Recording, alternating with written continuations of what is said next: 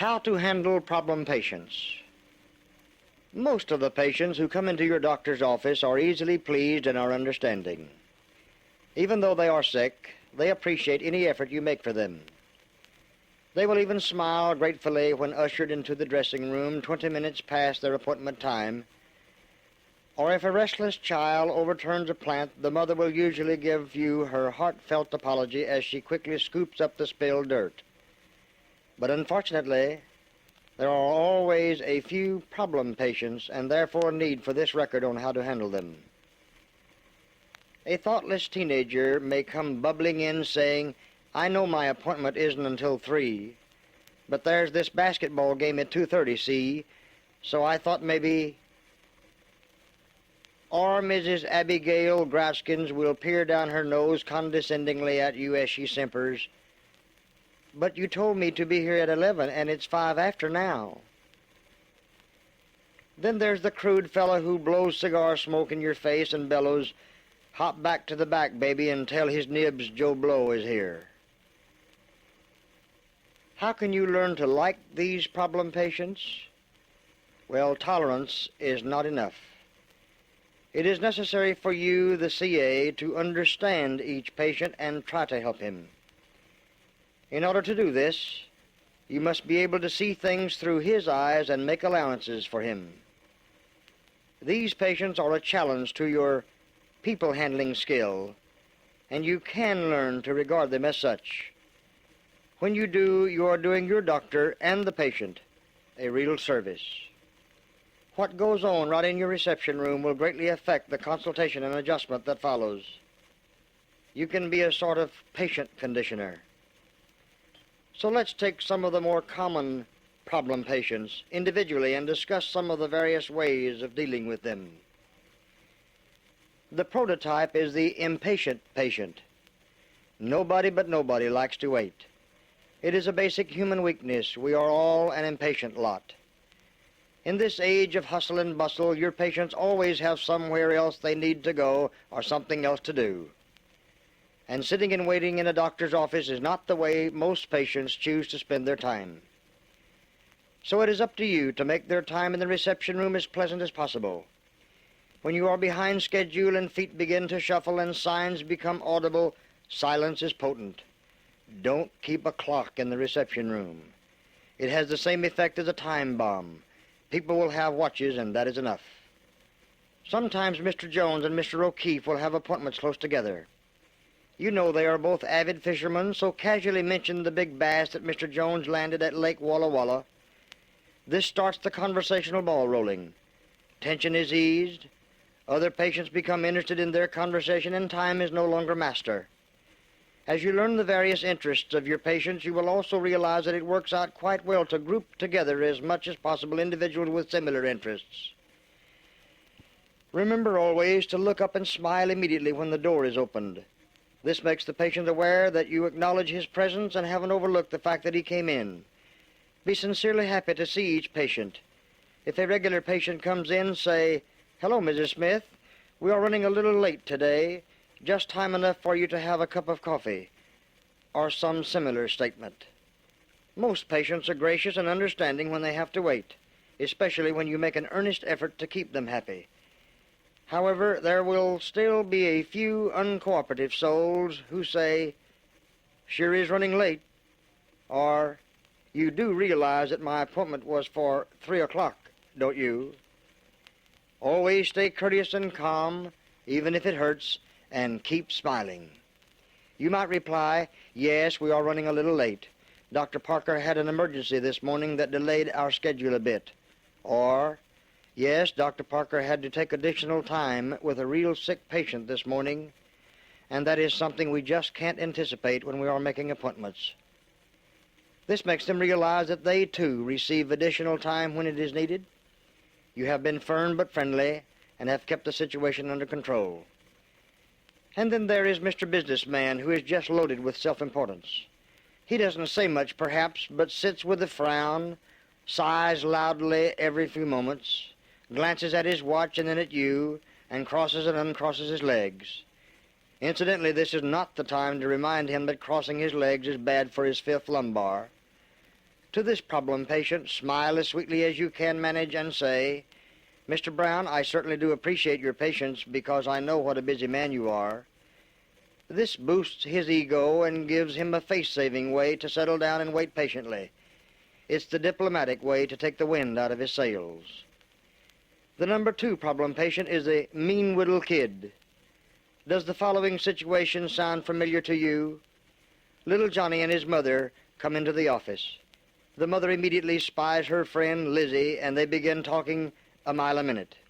Little Johnny is carrying a paper cup full of root beer. Each time he moves, he spills large puddles of root beer all over the floor, the furniture, and himself. He becomes restless immediately and begins scattering the magazines all over the room. He then pretends that the room is a bus, and he proceeds to arrange the chairs in that position. Mother continues to relate the grim details of Cousin Sally's gallbladder operation to Lizzie. Little Johnny crushes Mr. Brown's foot, ruins Mrs. Green's hose with the back of the chair, and completely shatters Sarah Smith's already jangled nerves. How do you handle Mother's little darling to keep him from wrecking the place and running over the other patients without bringing down upon your head a loving mother's wrath? Most children are loud and naughty because they crave attention. Mother is usually distracted and fails to give the needed attention, so Johnny decides that one way or another, people are going to notice him. This child needs help. First, learn his name.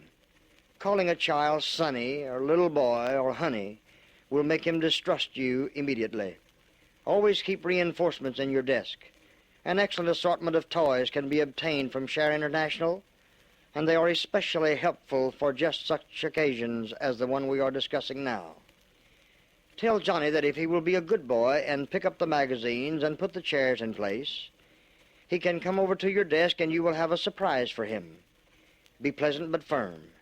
You are a new voice of authority to Johnny, and he will reluctantly do as you say as he eyes you suspiciously. By this time, Mother may realize what is going on and encourage Johnny to straighten things up. Then again, don't depend on it, because chances are she'll go right on talking, oblivious to her surroundings. When Johnny comes over to the desk, praise the fine job he did of placing the chairs so neatly against the wall, and tell him how nice they look. Then have a puzzle or a game ready and tell him that this will be his special toy and allow him to write his name on it. Tell him that every time he comes to the office and is a good boy, this toy is his very own to play with. This works better than just giving it to him to take home and probably lose. He feels he must earn it by behaving himself, and leaving it at the office makes him anxious to return. It gives him a feeling of importance, and you have made a friend. Children don't really want to be naughty, and they appreciate the fact that you won't allow it. But you have been kind and have given him a reward, and he will be putty in your hands from now on. At least you've put your best foot forward, and he'll be better. Incidentally, if this child becomes a patient, you will be a valuable assistant to your doctor in preparing this child to receive his first adjustment.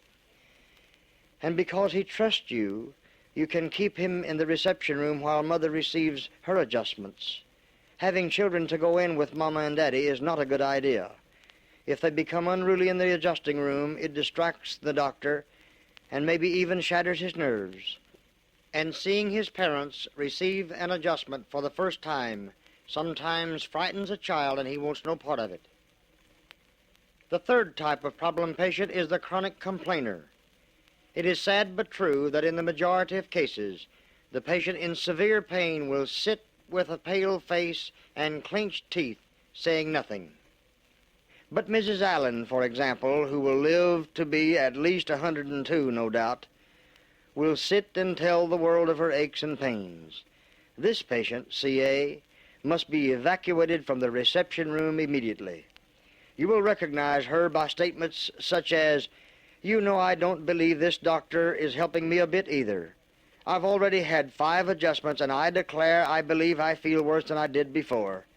And I just don't know if I can bear another one of those adjustments.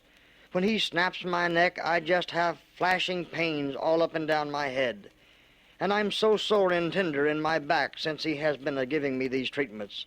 and so forth ad nauseum. You know this one. As soon as she begins her tirade, it is your move. Whether it is her turn or not, call her immediately into the doctor's private office. Other patients probably won't mind her going ahead because they don't like to listen to her either. You call her in on the pretext of taking her blood pressure, obtaining additional information for her record, or something similar. Then contact the doctor and tell him she's at it again. He must handle her then. But your job is to get her away from the other patients before she plants the seeds of negativity within them. Since this Mrs. Allen is one of the negative few rather than the positive many, it may be possible for you to give her a special appointment schedule, such as the very first one in the morning or the last appointment of the day. This way she won't come in contact with many of the other patients, and the doctor won't have to neglect other patients to deal with her. Just tell her you are setting up a special appointment for her at a time you feel will best suit her needs. She will be overjoyed at the extra attention. Problem patient number 4 we'll call Mr. Loudmouth. He doesn't complain about his condition or about the doctor, but he is Mr. Negative in action, and all the subjects he loves to discuss. This man is highly opinionated and bitterly prejudiced. He likes nothing better than to cite his views on the latest political election and how he had all the inside dope.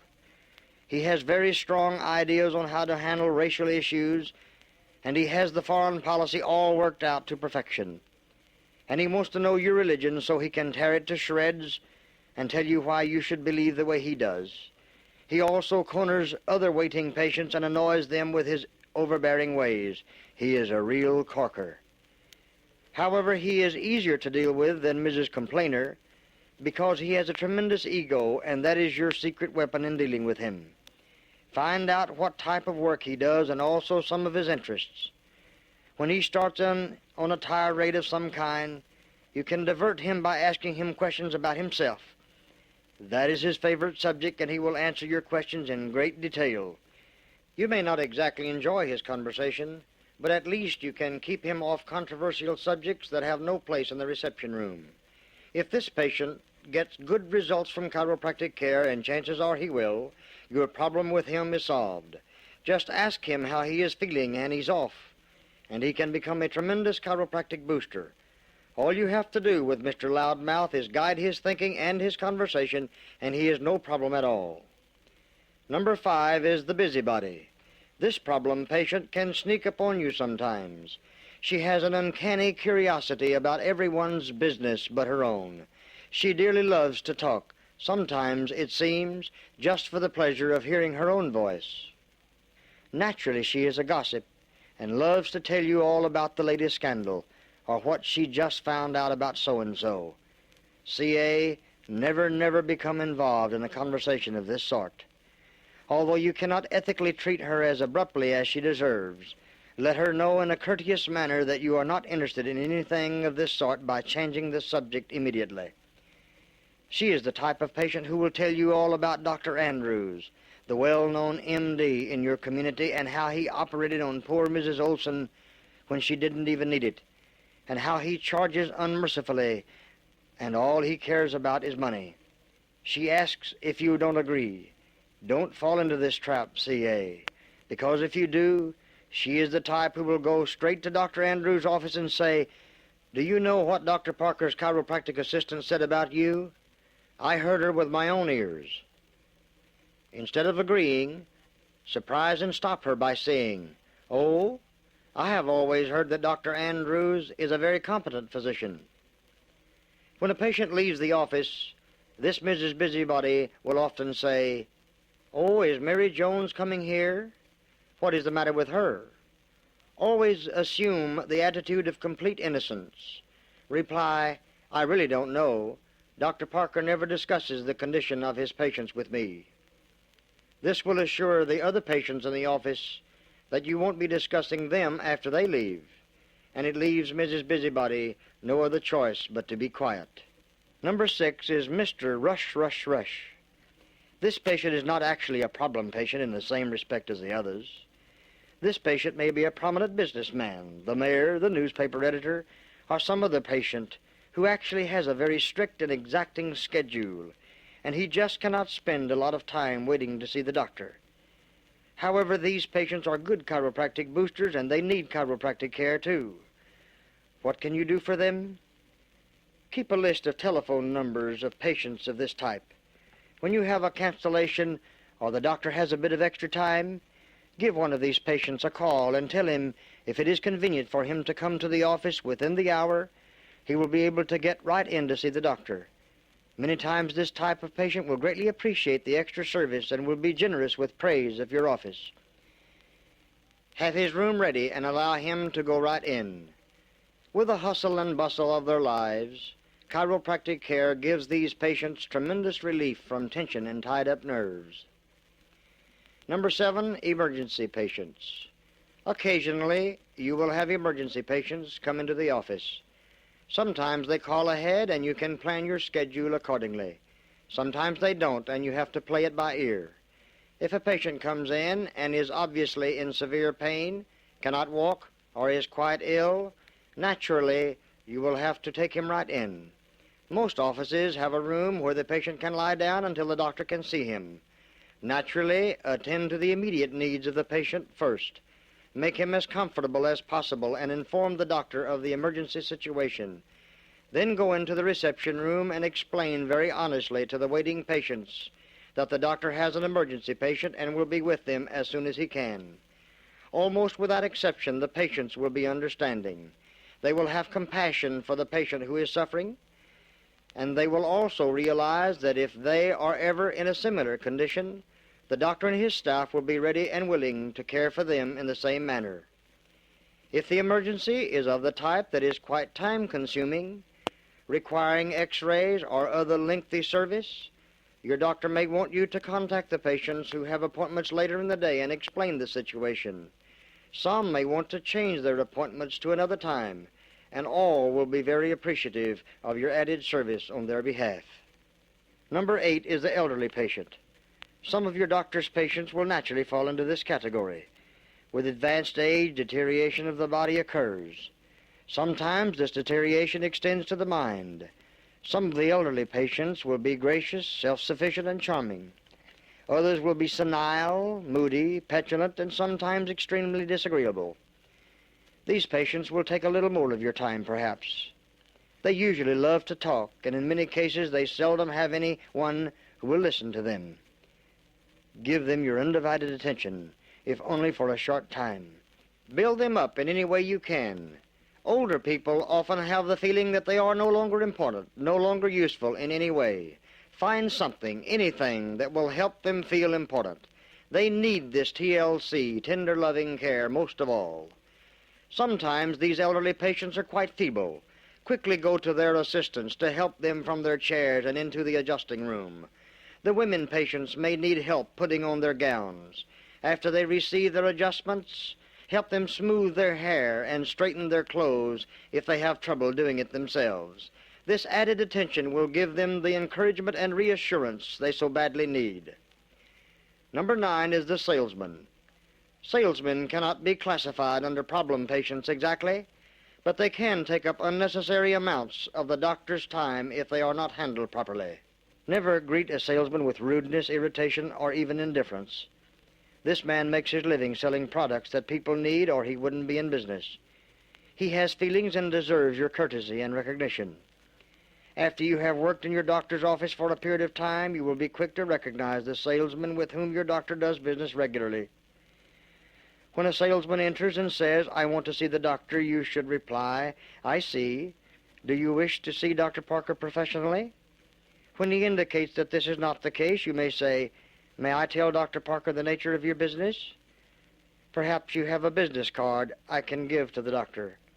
A salesman always carries business cards, and they usually indicate the type of product he is selling. Put the card on a clipboard and show it to the doctor, or contact him between patients to see if he is interested. Never discuss a matter of this type or any other matter in front of the patient receiving an adjustment. Usually the patient's head is down on the table and you can write notes or use signals if there is a matter in which you need to seek the doctor's advice. When a patient is receiving an adjustment and the CA begins to hold a conversation with the doctor about matters other than this patient's health, the patient feels brushed aside and resents the fact that the doctor thinks this is more important than his condition. It may sound trivial, but believe me, it is extremely important. This is human nature, and you have to work with it. If the doctor indicates he does not wish to see the salesman, you may tell him, "I'm sorry, Dr. Parker said his schedule is completely full today and he doesn't wish to take up your time. He said to say thank you for stopping by. If the salesman really wants to see the doctor, he will find a way later on." Perhaps the doctor is interested in seeing the salesman but does not have the time. You may then say, "Dr. Parker appreciates your stopping by, but he has a full schedule today. He said perhaps you could stop by his home at 7 this evening. The telephone number is Walnut 7-8885. He asked if you would call earlier to verify the appointment." The salesman has taken up a minimum of the office time and has made an appointment, so everyone is happy. So the way to handle problem patients can be condensed into one small word in the final analysis, and that word is tact. For tact is a magic tool that can work to your advantage in all situations. The secret ingredient is the consideration of others. Friendliness, of course, is an important part of tact. It is the quality of sympathetic human relations that develops goodwill and makes friends of all your patients and causes them to refer others to your doctor's office. Friendliness must be applied with tact and not be confused with the familiarity that breeds contempt. Rather, it must be the outward evidence of a cheerful willingness to serve. Carefully avoid the snippy, coldly efficient, arrogant attitude that is so prevalent in many doctors' offices and medical clinics. Never be afraid to go more than halfway in meeting an apparent unfriendliness on the part of another. This will build you a favorable reputation that will grow, and it will make patients happy to come to your doctor's office. When you talk with a patient, be dynamic and spirited in your manner, never casual, cold, and indifferent. When you shake hands, do it with a firm, cordial hand clasp, never a spongy, fishy touch. And good grooming cannot be overemphasized as an aspect of tact. Personal neatness, cleanliness, discretion in your choice of clothes can definitely help to make favorable impressions on others. If you exercise tact at every opportunity, you will soon be doing it with no conscious effort, and you will fall into the lovely habit of considering it your way of life. You will develop the LLL concept within yourself. LLL means lather, love, lavishly, and you will be a delight to others. So exercise tact, and you will encounter much less trouble in handling your problem patients.